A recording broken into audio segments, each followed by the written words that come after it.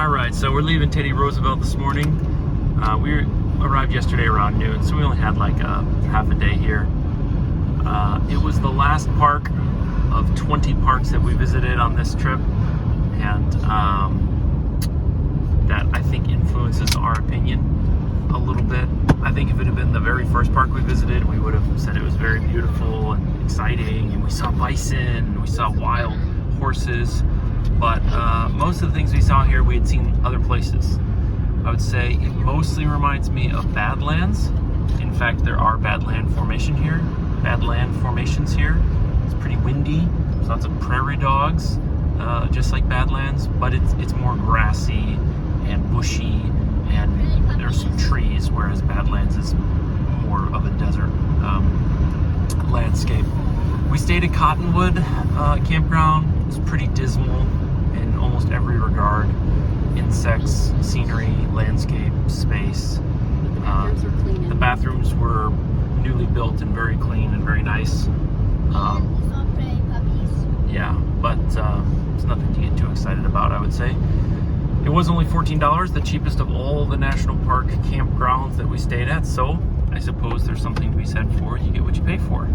I think last year Dinosaur National Monument was our last park, and that also kind of felt sad just because the trip is coming to an end, and it's not, you know, these places are not known to be the best of the national parks, and when you've seen Glacier and Mount Rainier and things like that, it's pretty hard to compete, so I don't want to be too hard on the park.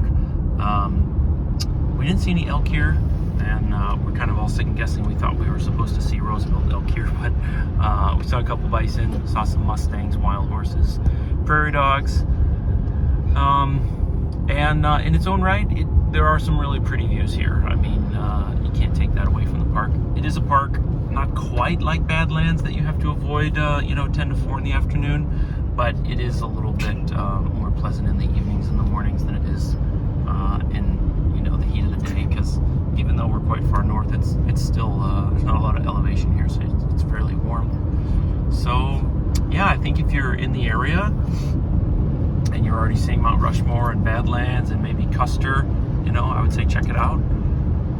But I wouldn't put forth a tremendous amount of effort to get up here. I will say Custer State Park was probably more beautiful than this, my opinion.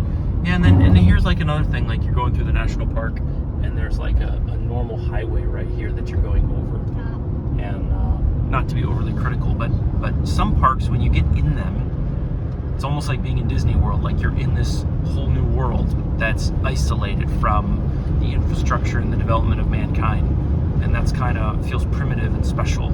And this park and North Cascades and Hetch Hetchy in Yosemite, like that mood is kind of disturbed and broken by just normal people going about their business in the same area that you're trying to enjoy the national park. So it's probably no fault to the park itself, but yeah, it breaks up that mood a little bit that you might know from Sequoia or Yosemite, where things feel quite special. So anyway, those are my thoughts.